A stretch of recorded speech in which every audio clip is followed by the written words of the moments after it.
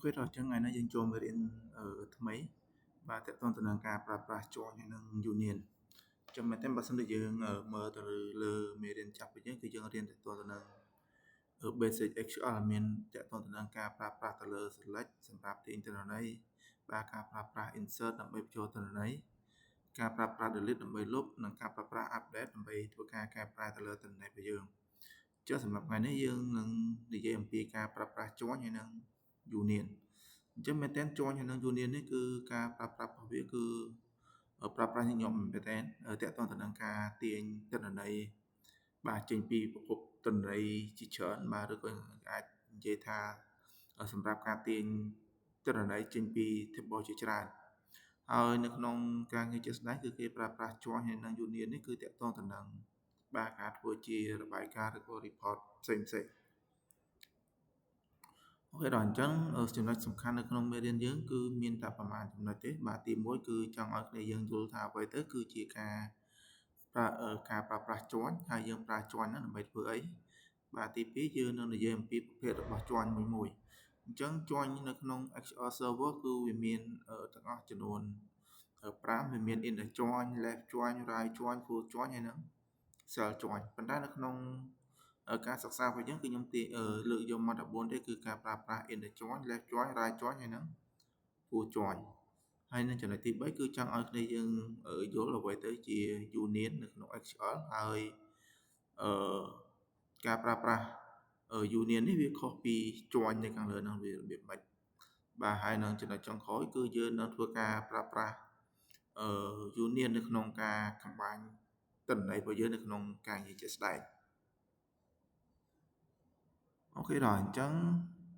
ចំណុចទី1ខ្ញុំនឹងធ្វើការបញ្យល់គ្នាយើងឲ្យស្គាល់ថាអ្វីទៅគឺជា join អញ្ចឹង join វាជា keyword ដែលគេប្រើសម្រាប់ធ្វើការទាញទិន្នន័យឆ្លងពី table view ឬក៏ table function ជាច្រើនបញ្ចូលគ្នានៅក្នុង result set តែមួយអញ្ចឹងមានន័យថាពីមុននៅពេលដែលយើងទាញទិន្នន័យរបស់យើងគឺទាញចេញពី table ផ្សេងៗគ្នាហើយបើសិនជាក្នុងករណីយើងទាញទិន្នន័យចេញពី table ផ្សេងៗគ្នាដែលយើងអត់ប្រើប្រាស់ join ទេអញ្ចឹងលទ្ធផលរបស់វាប្រកាសជាបង្ហាញនៅក្នុង result set ផ្សេងៗគ្នាប៉ុន្តែបើសិនបើក្នុងករណីដែលយើងចង់ឲ្យ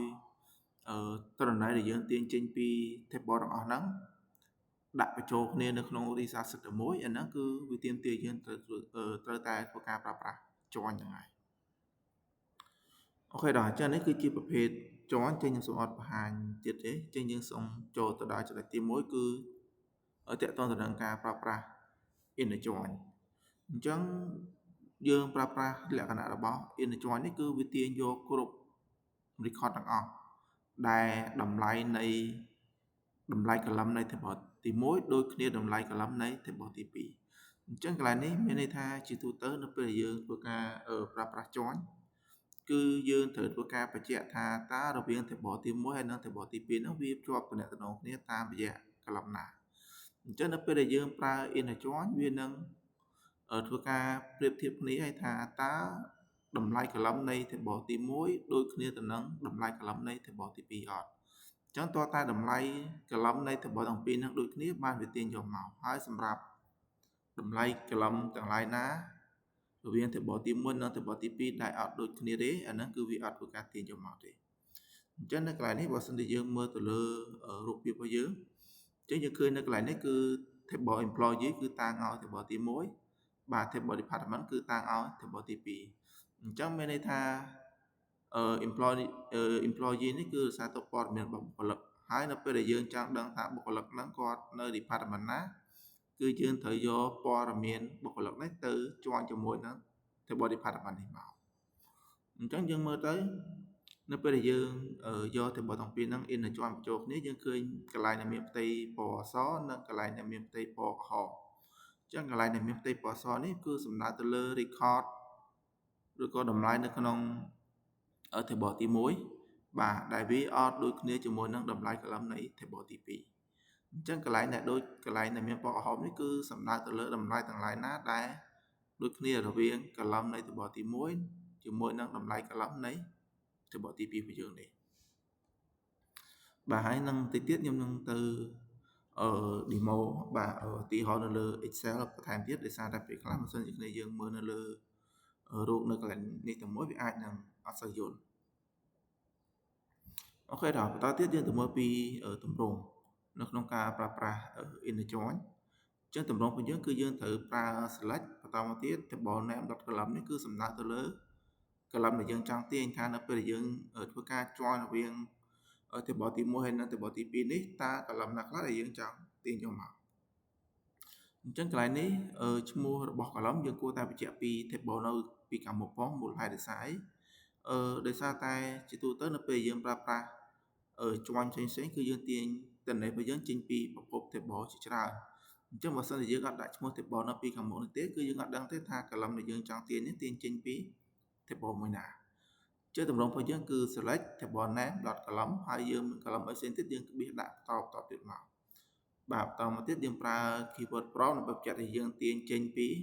បាទ table ណាមួយមកអញ្ចឹង table 1នេះគឺ table ទី1បន្តមកទៀតយើងប្រើប្រាស់ inner join នេះគឺដើម្បីបញ្ជាក់ថា join ដែលយើងចង់ប្រើដើម្បីភ្ជាប់រវាង table ទី1និង table ទី2នេះគឺយើងប្រើ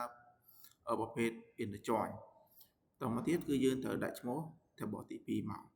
បន្តមកទៀតកន្លែងនេះយើងប្រើ keyword on នេះគឺដើម្បីបញ្ជាក់ថាតើ table ទី1ហើយនិង table ទី2នេះវាជាប់តំណែងគ្នាតាមរយៈ column អីអញ្ចឹងយើងបញ្ជាក់មកគឺ on table ទី1.column ស្មើនឹង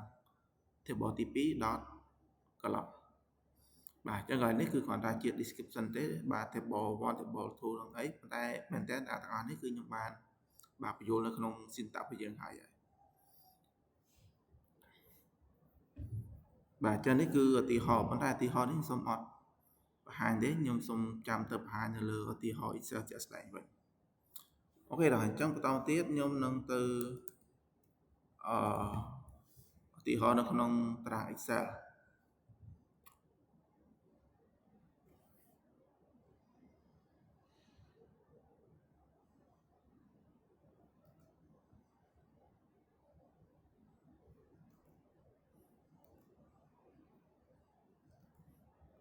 អញ្ចឹងនៅក្នុងឧទាហរណ៍តារាង Excel ខ្ញុំនេះមាន TVL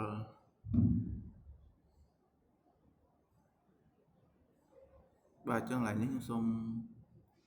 TVL customer តមកទៀតខ្ញុំមានទិន្នន័យមួយទៀតគឺនៅក្នុង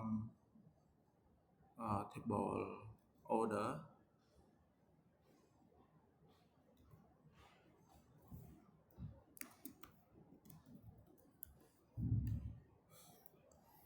បាទចាស់ទីហៅថាគោលបំណងរបស់យើងគឺយើងចង់ធ្វើការ inner join បាទរវាង TVL customer បាទជាមួយនឹងបាទ TVL order អញ្ចឹងកន្លែងនេះយើងធ្វើការ join រវាង customer និង order នេះគឺយើង join តាមរយៈអីគឺតាមរយៈ customer ID នៃ table customer ជាមួយនឹង customer ID នៃ table order របស់យើងនេះបាទអញ្ចឹងឧទាហរណ៍ថាឥឡូវយើងធ្វើការ join អញ្ចឹងនៅក្នុងទស្សនវិជ្ជាគឺគេបញ្ជាក់ឲ្យនៅពេលដែលយើងយក column នៃ table មួយទៅ join ជាមួយនឹង column នៃ table មួយទៀតដោយការប្រើប្រាស់ inner join គឺវាយកតែ record ទាំង line ណាដែលដូចគ្នាទេឥឡូវយើងមើល customer ID បាទនៅក្នុង table customer នេះគឺ customer ID លេខ1អញ្ចឹងនៅកន្លែងនេះមានលេខ1ទេបាទគឺមានដែរអញ្ចឹងបើសិនជាមានដែរគឺបាទយើង highlight ពណ៌មកបន្តមកទៀត customer ID លេខ2បាទកន្លែងនេះគឺមាន customer sorry ចឹងនេះគឺលេខ4ទេអញ្ចឹង customer ID លេខ1គឺយើងដាក់នៅកន្លែង customer ID លេខ1នេះដែរបាទបន្តទៀត customer ID លេខ2បាទដាក់ជាមួយនឹង customer ID លេខ2បាទលេខ3លេខ4លេខ5អញ្ចឹងលេខ3លេខ4អញ្ចឹងកន្លែងនេះគឺ customer ID លេខ3លេខ4ដូចគ្នាបាទអញ្ចឹងនៅពេលដែលយើងធ្វើការ inner join រវាង table customer ហើយនិង table order របស់យើងលទ្ធផលយើងទទួលបានគឺកន្លែងដែលមានផ្ទៃពណ៌លឿងនេះអញ្ចឹងមែនតើបើសិនជាយើងមើលទៅគឺទិន្នន័យរបស់យើងគឺនៅក្នុង table ផ្សេងគ្នាទេប៉ុន្តែនៅពេលយើង join លទ្ធផលរបស់វាគឺបោះមកនៅក្នុងបាទ result តែមួយអញ្ចឹងគឺទម្រង់បែបនេះ ចឹងឡើយនេះខ្ញុំសូមរួមសិន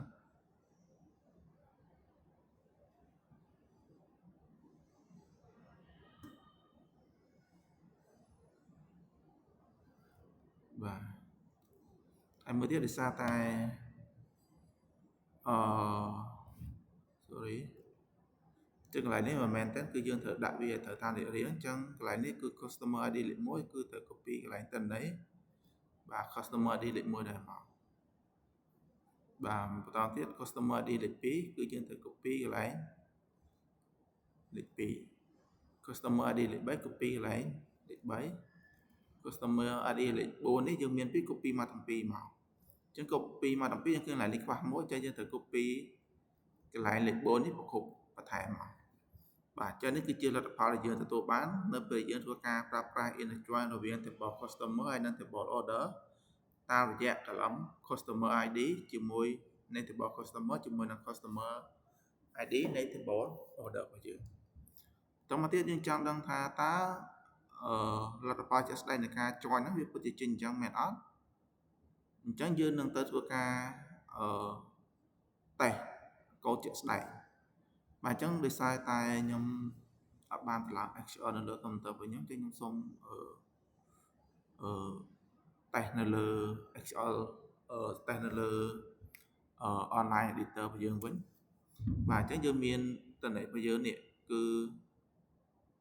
table customer ហើយនិង table order អញ្ចឹងខ្ញុំសរសេរមកគឺទម្រង់របស់យើងគឺ select បន្តមកទៀតអញ្ចឹងនៅក្នុងការសរសេរកូដ SQL ទាក់ទងទៅនឹងការប្រើ select មាន column មាន table ច្រើនគឺយើងអត់ទាន់ដាក់ឈ្មោះបាទគឺយើងអត់ទាន់ដាក់ឈ្មោះភ្លាមទេអញ្ចឹងឈ្មោះ column ដែលយើងចង់ទាញនេះយើងទុកចាំក្រោយមកអញ្ចឹងយើងត្រូវដាក់ select from inner join អីនេះឲ្យមកបន្តទៀតតាមយើងទៅដាក់ឈ្មោះ column ឈ្មោះ table នេះតាមក្រោយមកអញ្ចឹងនៅពេលយើងដាក់ចឹងដើម្បីអីគឺដើម្បីនៅពេលយើងដាក់ខាងក្រោមនេះអស់អញ្ចឹងនៅពេលយើងខាងលើនេះយើងគាត់ដាក់ឈ្មោះ dot មកវានឹងធ្លាក់ column មកយើងរើសវាកាត់បន្ថយការ error របស់យើងហ្នឹងគឺបានកាន់តែច្រើនបាទអញ្ចឹងខ្ញុំដាក់មកគឺ select បាទបន្តទៀត from បាទ customer បាទ table customer របស់យើងហើយខ្ញុំសុំតាំងដោយអក្សរ S ចុះនេះគឺគេហៅថា table alias គឺយើងធ្វើការ rename ឈ្មោះ column table របស់យើងជាផ្ដោះអាសន្នបន្តមកទៀតបាទ syntax របស់យើង from table ទី1 inner join table ទី2 out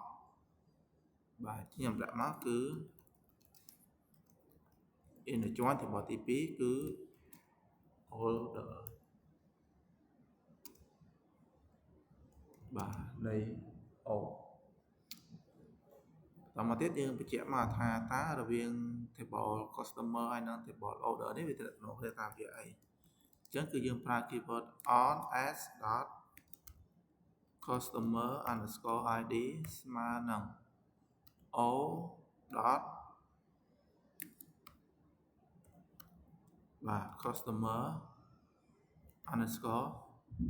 id ដូចគ្នាបាទនេះ customer id នៃ table order ជាមួយនឹង customer id នៃ customer id នៃ table customer ជាមួយនឹងបាទ customer id នៃ table order របស់យើងនេះបាទបន្ទាប់ពីយើងបានប៉ុណ្្នឹងហើយអញ្ចឹងកន្លែង select នេះគឺយើងបញ្ជាក់មកថាតើនៅពេលយើង join table ទាំងពីរនឹងបញ្ចូលគ្នាហើយតើទិន្នន័យយើងចង់ទាញអីគេខ្លះអញ្ចឹងបើសិនជាយើងដាក់ផ្កាយមានន័យថាទាញយកគ្រប់ column ទាំងអស់ចេញពីគ្រប់ table ប៉ុន្តែបើសិនជាយើងចង់បាន column ណាមួយជាក់លាក់អូខេហ្នឹងគឺយើងធ្វើការបញ្ជាក់ពី column របស់យើងទៅអញ្ចឹងឧទាហរណ៍ថាកន្លែងនេះគឺក្នុងករណីខ្ញុំចង់ទាញយកមកទាំងអស់ចឹងខ្ញុំចុច run មកបាទអញ្ចឹងលទ្ធផលរបស់យើងនេះហើយកន្លែងនេះបើសិនជាយើងចង់ឲ្យស្រួលមើលទៀតគឺយើងអាច order បន្តទៀតមកតម្រៀបតាមរយៈបាទ customer ID អញ្ចឹង order by s dot customer underscore id នេះចឹងយើងឃើញ customer ID របស់យើងនេះគឺមានលេខ1លេខ2លេខ3ហើយលេខ4នេះគឺមាន2ហើយយើងមើលលទ្ធផលនៅក្នុងបាទ Excel របស់យើងនេះគឺដូចគ្នាដែរហើយមួយទៀតបើសិនមកក្នុងករណីដែលយើងអត់ចង់បានទាំងអស់ទេយើងចង់បានតែ column ណាមួយទេបាទអញ្ចឹងយើងបញ្ជាក់មកឧទាហរណ៍ថាឥឡូវនៅក្នុង table customer នេះខ្ញុំចង់បានតែ customer ID first name last name ចឹងខ្ញុំដាក់មកគឺ c dot customer underscore id បាទ c dot first name c dot last name តមកទៀតថានៅក្នុង table order គឺខ្ញុំចង់បានតែព័ត៌មានមួយចំនួនទេទី1គឺ order id sorry ទី1គឺ item បាទទី2គឺ amount ចឹងខ្ញុំដាក់មកគឺ o dot item បាទបន្តទៀត o dot amount នេះបាទហើយយើង run មកអូខេចឹងឡើយនេះគឺវាអត់ស្គាល់c dot customer id ចឹងខ្ញុំសុំមកសិនអូខេចឹងឡើយនេះខ្ញុំមិនមែនតាំង c ទេគឺ customer ខ្ញុំតាំងតែ s ចឹងសុំកែឡើយនេះសិនគឺ c